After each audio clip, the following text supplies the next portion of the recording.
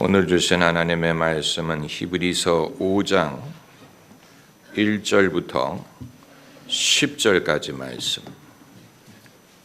히브리서 5장 1절부터 10절까지 우리 함께 읽겠습니다. 대제사장마다 사람 가운데서 취한 자이므로 하나님께 속한 일에 사람을 위하여 예물과 속지 않은 제사를 드리게 하나니, 저가 무식하고 미혹한 자를 능히 용납할 수 있는 것은 자기도 연약에 쌓여 있음이니라. 이러므로 백성을 위하여 속죄제를 드림과 같이 또한 자기를 위하여 드리는 것이 마땅하니라. 이 존귀는 아무나 스스로 취하지 못하고 오직 아론과 같이 하나님의 부르심을 입은 자라야 할 것이니라.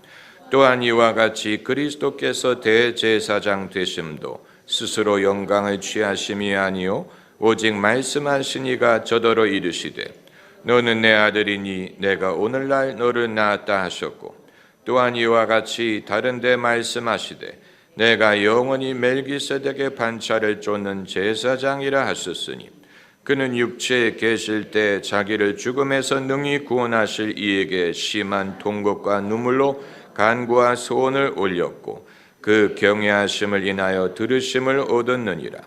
그가 아들이시라도 받으신 고난으로 순종함을 배워서 온전하게 되었은즉 자기를 순종하는 모든 자에게 영원한 구원의 근원이 되시고 하나님께 멜기세덱의 반차를 쫓은 대제사장이라 칭하심을 받았느니라.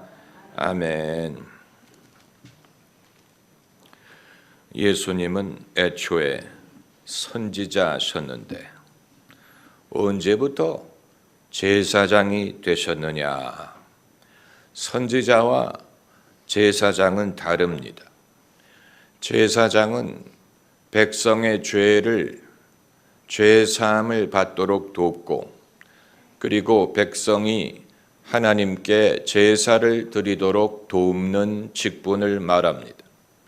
결국 제사는 예배를 뜻하는 것이기 때문에 사람의 예배가 하나님께 상달되도록 돕는 자가 제사장이고, 선지자는 하나님의 입장에서 하나님의 말씀을 대언하는 사람입니다.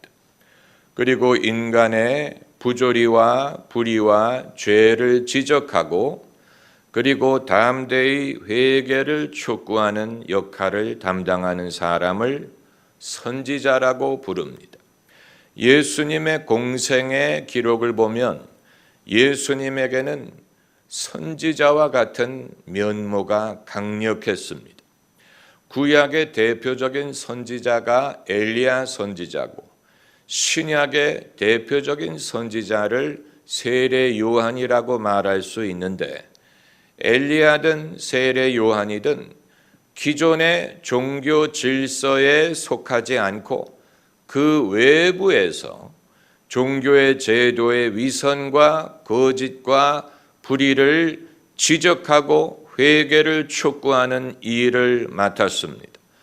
세례 요한이 낙타 털로 만든 옷을 입고 약대 이 역청과 메뚜기를 먹었다라는 말은 기존의 사회의 기득권에 속하지 않고 종교 지도자가 기득권에 속하고 사회 엘리트에 속하였던 당시에 이 행위를 거부하고 본인은 광야에서 살면서 어떠한 혜택이나 어떠한 특권도 누리지 않고 오로지 거기에서 제3자의 입장으로 하나님의 말씀을 담대히 증거하는 역할이었고, 엘리야 선지자도 이스라엘 역사상 가장 뛰어난 위대한 불의 종이었지만, 그러나 그도 낙타털로 된 옷을 입고, 그리고 이스라엘의 종교 제도 안에 들어오지 않고 그 바깥에서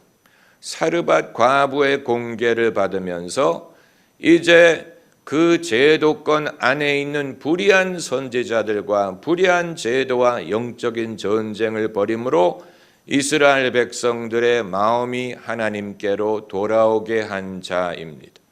선지자의 특징은 사람의 불의함과 신앙의 모순을 감추지 않고 담대히 지적하고 변화를 촉구했다는 것인데, 예수님이 이와 같았습니다. 예수님의 가르침, 특별히 공관복음에 등장하는 예수님의 가르침을 보면 기존의 종교인의 위선을 지적하셨습니다. 너희가 사람에게 보이려고 금식을 한다. 너희가 사람에게 보이려고 기도를 하고 11조를 드린다.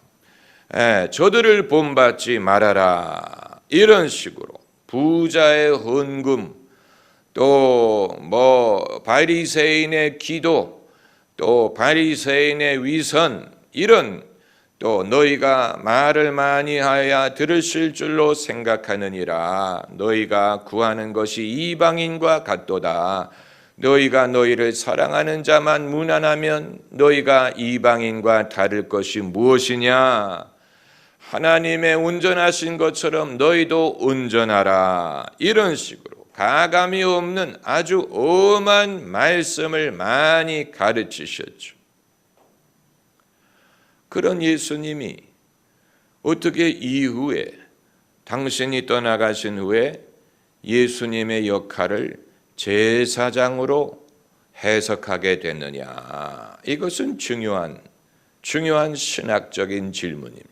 특별히 히브리서가 예수께서 어떻게 우리의 구원자가 되시느냐 하는 것을 예수님의 대제사장 되심을 통해서라고 해석했습니다. 예수님의 대제사장 되심, 예수님이 우리의 대제사장이 되심으로 예수님 안에서 우리의 죄사함을 받을 수가 있고, 우리가 하나님께 담대히 나아갈 수가 있고, 우리가 하나님께 예배를 드리고 하나님의 백성이 될 수 있었다.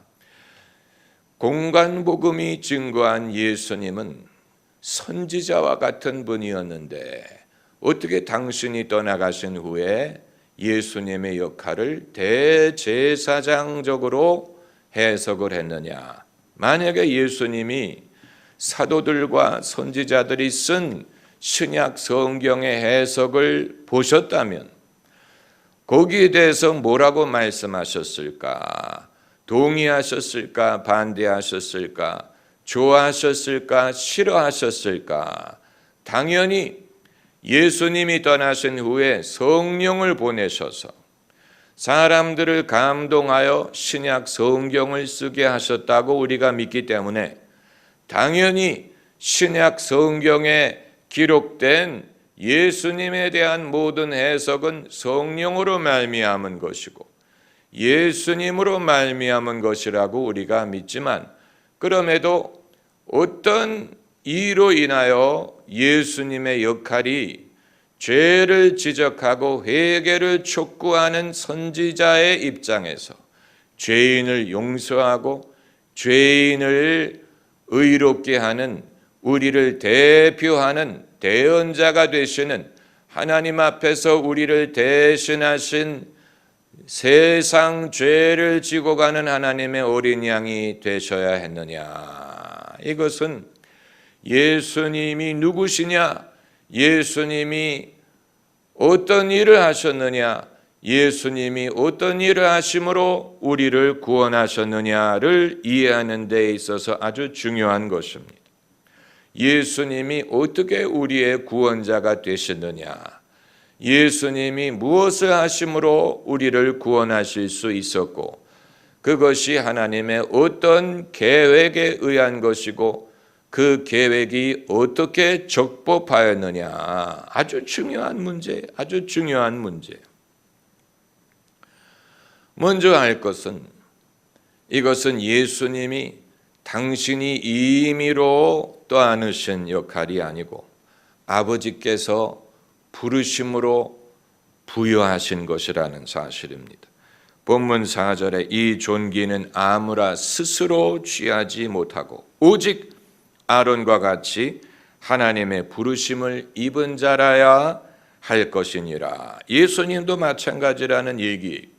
예수님이 스스로 이 대제사장의 역할을 떠맡으신 것이 아니고 하나님 아버지의 부르심으로 아버지가 이것을 당신에게 맡기셨다는 것입니다. 부모처럼 자식의 허물을 알고 야단치는 사람이 없죠. 남들이 내 자식을 야단칠 때는 흉을 보는 것이지만 부모가 자기 자식을 야단칠 때는 염려하면서 야단치는 것입니다. 오음하고 눈물이 쪽 날 정도로 야단을 치더라도 자식에 대한 진정한 염려에 기초하여 훈계하는 것입니다. 부모가 항상 그렇게 하는 게 아니고 어쩌다가 한 번 하는 것이지만 그럴 때는 평소에 자식에게 갖고 있었던 마음속에 갖고 있었던 섭섭함이라든가 못마땅하게 생각한 것이라든가 염려했던 것을 다 말을 하죠. 그러나 어느 부모도 너는 이런 단점이 있고 너는 이런 나쁜 면이 있고 이제 너는 알아서 하거라. 죽든지 살든지 흥하든 망하든 내가 알아서 해라. 나는 이제 간섭하지 않겠다. 이렇게 끝내는 부모는 아무도 없어요. 자식이 잘 되기를 바라지 않는 부모가 없지만 설령 자식이 부모가 원하는 대로 바뀌지 않더라도 부모는 어떻게 할 수가 없어요. 어떻게 하겠습니까? 연을 끊겠습니까? 호적에서 파내겠습니까? 호적에서 파내겠다라고 말하는 부모는 많아도 호적에서 파낸다는 것이 무슨 뜻이에요? 파낸다고 연이 끊어집니까? 그건 그 마음에서 그렇게 말하는 것이지. 잘났든 못났든 내 자식이 부모가 떠안고 가야 될 부분이에요. 잘나기를 바라지만 못났더라도 잘났든 못났든 내 자식이고 그 연을 끊을 수가 없고 그걸 안고 가야 될 책임이 있는 것입니다. 마찬가지로 하나님도 창세 이후로 하나님의 염려는 사람에 대한 것입니다. 사람의 일로 하나님이 염려하셨습니다. 사람의 일, 그 이외의 것이 하나님을 염려하게 했다는 성경 구절을 찾아볼 수 없어요. 뭐 사자 때의 반란이라든가 무슨 여우의 반란이라든가 아니면 식물이 말을 안 들었다든가 이런 성경 구절을 찾아볼 수 없어요. 달이 하나님의 말을 안 듣고 지구를 반대 방향으로 돌았다든가 이런 성경 구절을 찾아볼 수 없어요. 만물은 하나님이 지으신 대로 따라합니다. 유일하게 하나님의 마음을 근심하게 하는 존재는 인간이. 인간의 문제는 인간이 없어지면 해결이 됩니다. 맞는 말이에요. 스탈린이 그런 말을 했어요. 사람의 문제는 사람이 죽으면 해결이 된다. 그래서 스탈린은 많은 사람들을 죽였어요. 그런데 러시아의 가장 큰 문제는 스탈린이었어요. 그래서 스탈린이 죽으니까 해결이 되더라는. 결국은 스탈린도 죽었죠. 스탈린이 죽기 위해 누워 있을 때 그 부하들이 의사를 부르지 않았다는 사실을 아십니까? 죽기를 바랬기 때문에. 제발 죽기를 바랬는데.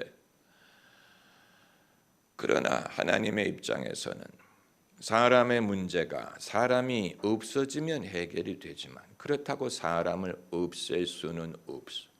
거기에 하나님의 문제가 있는 하나님의 염려가 있었던 것입니다.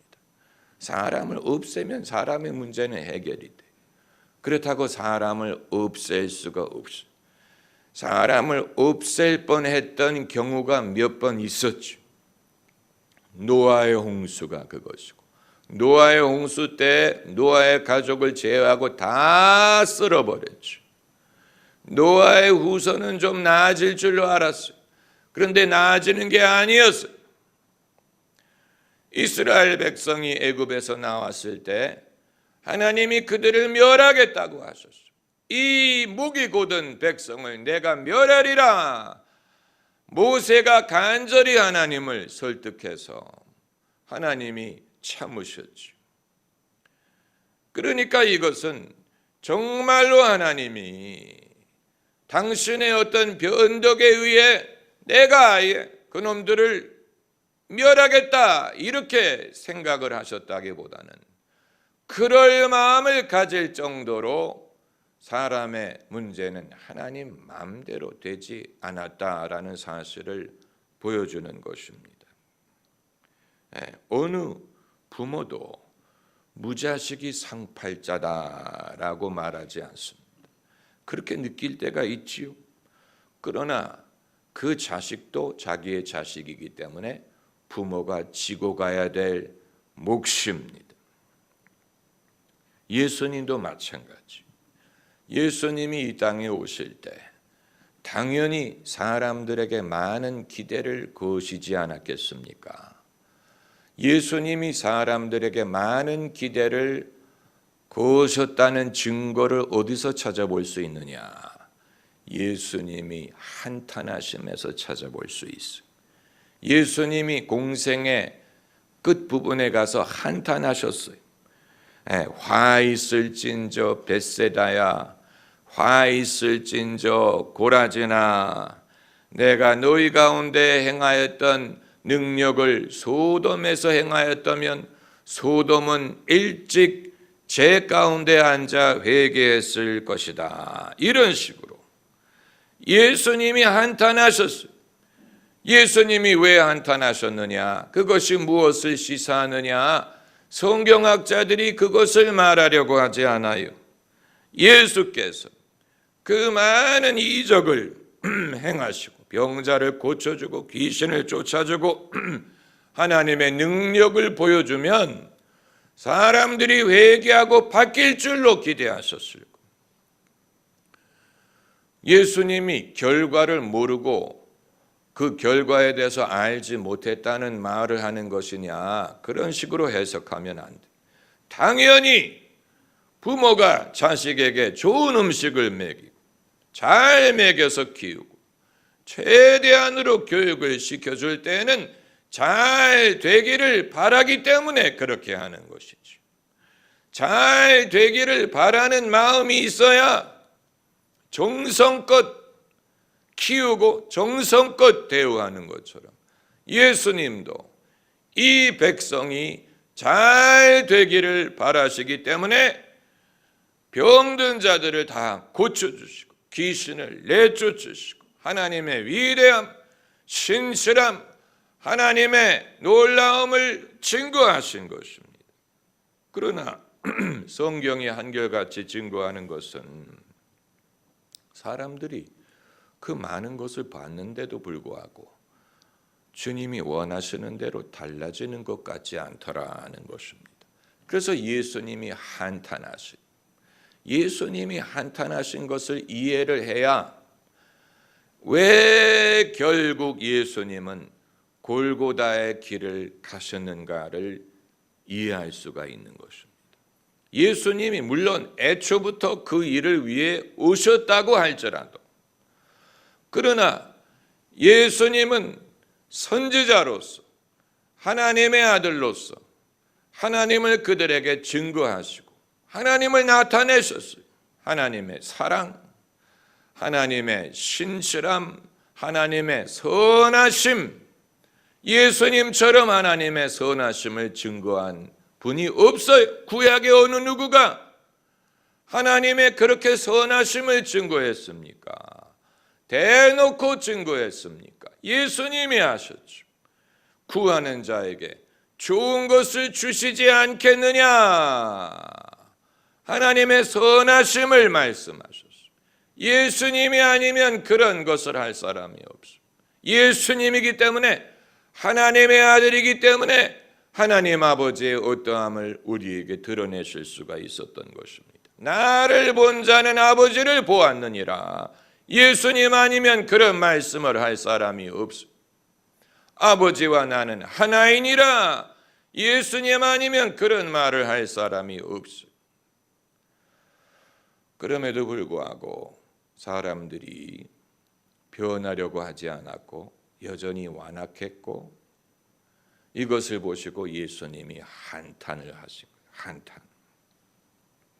그리고 예수께서 애초부터 대제사장의 역할을 생각하신 것은 아니었지만 사람은 사람일 수밖에 없다는 사실을 아시고, 그렇다고 사람을 버릴 수가 없는, 어떻게 버립니까? 내가 너를 떠나지 아니하고 너를 버리지 아니하리라 말씀하셨는데, 사람이 어떤 존재든 간에 그들이 추하고 약하고 죄인이고 완악하고 변하려고 하지 않는데, 그러나 버릴 수가 없는, 버릴 수가 없어요. 그래서 사람이 변하지 않더라도 하나님께서 그들을 받으실 수밖에 없는 길을 모색하신 것입니다. 그 목적으로 우리를 위한 대제사장이 되신 것입니다. 이것은 예수님 당신이 스스로 택하신 게 아니에요. 이게 안 되니까 저걸 해볼까, 이게 아니고 오늘 본문에 있는 말씀처럼 하나님의 부르심을 입은 자라야 할 것이니라. 하나님이 그렇게 맡기신 거예요. 이와 같이 예수께서 대제사장 되심도 스스로 영광을 취하신 것이 아니요 오직 말씀하신 이가 저더러 이르시되, 그러면서 이제 구약의 성경 구절을 두 구절을 인용하면서 하나님 아버지께서 예수님을 이 목적을 위하여 명하셨다라는 이제 구절을, 너는 내 아들이니 내가 오늘날 너를 낳았다. 하나님의 아들 되심, 또 내가 영원히 멜기세덱의 반차를 쫓는 제사장이라 대제사장 되심을 말하고 있는 것입니다. 어떻게 우리의 죄를 사하셨느냐 하는 건 이미 여러분이 아세요. 어떻게 우리 죄를 사하셨느냐? 우리의 죄값을 예수님이 대신 지불하셨다. 이미 여러분이 아시는 것입니다.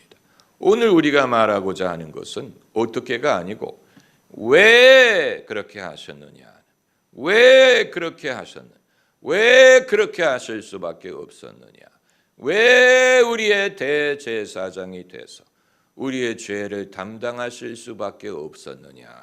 그 이유는 다른 길이 없었기 때문에, 다른 방법이 없었기 때문에 불가피했어요. 인간은 바뀌지 않고 바뀌려고 하진 않는 인간을 버릴 수 없고 하나님이 받으실 수 있는 유일한 방법은 하나님이 타협하지 않으면서, 당신의 요구사항, 의에 대한 요구를 타협하지 않으면서 이 죄 많은 인간을 버리지 않고 받아주실 수 있는 유일한 방법은 예수께서 대제사장이 되셔서 우리의 죄를 당신이 담당하게 하시는 방법밖에 없었던 것입니다. 여러분, 이것은 하나님에 대해서 많은 것을 시사하고 인간이 어떤 존재인가에 대해서 많은 것을 시사합니다. 그리스도인이 어떤 존재인가에 대해서도 많은 것을 말합니다. 당연히 그리스도인은 예수 그리스도를 믿은 후에 달라져야죠. 당연히 달라져요. 당위성.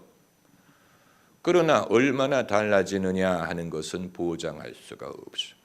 당연히 달라져야죠. 우리 안에 성령이 오시고 우리를 말씀으로 가르치시고 거듭나게 하셨기 때문에 당연히 달라져야죠. 그러나 과연 달라질 것이며 얼마나 달라질 것이냐 하는 것은 보장할 수 있는 게 아니에요. 그것을 조건으로 우리를 용서하시려 했다면 아무도 용서받을 수 없어. 그걸 조건으로 할 수 없어. 그걸 당연히 바라시지요. 바라시지 않는다면 하나님의 의로움이 없는 걸 당연히 바래. 그러나 그것과는 상관이 없이 우리가 얼마만큼 달라질 것이냐와는 상관이 없이, 그것과는 상관이 없이 무조건적으로 우리를 받아주시기 위하여 예수 그리스도께서 우리의 대제사장 역할을 해주신 것이고 하나님 앞에서 우리를 대신하신 것입니다. 그렇기 때문에 하나님이 우리를 보실 때 우리를 보시는 게 아니고 우리를 대표하신 당신의 아들 예수님을 보시는 거예요. 우리를 보실 것 같은데 우리를 대표하신 예수님을 보시는 거예요. 우리가 예수님의 이름으로 기도한다는 게 그런, 예수님의 이름으로 모인다는, 예수님의 이름을 의지한다는 게 그런 뜻이, 예수님 안에 있다는 게 그런 뜻이. 그리하므로 하나님 아버지가 우리를 보실 때 우리를 보시는 게 아니고 우리를 대표하신 당신의 아들 예수님을 보셔서 예수님을 인하여 우리를 의롭다 여겨주시는, 예수님 때문에 우리를 받아주시는, 예수님을 인하여 예수님과 맺은 언약을 인하여 우리를 받아주시는, 용납하시는 것이 우리에 대한 사랑을 변치 않는 것입니다. 그러므로 그리스도 예수 안에 있는 하나님의 사랑으로부터 우리를 끊을 자 없느니라. 그러니까 그냥 우리를 향한 사랑이라고 하지 않고 그리스도 예수 안에 있는 하나님의 사랑으로부터 우리를 끊을 자 없으리라. 당연하지요. 우리로 인하여 사랑하시는 게 아니고 그리스도 예수로 인하여 우리를 사랑하시는, 그리스도 예수를 통하여 당신의 사랑을 증거하셨고 약속하셨고, 내가 너희를 떠나지 아니하리라, 너희를 버리지 아니하리라, 내가 세상 끝날까지 너희와 항상 함께 있으리라, 내가 너희 기도를 들어주리라. 할렐루야. 주님의 은혜를 이같이 우리에게 보이신 것입니다. 할렐루야. 기도하십시다.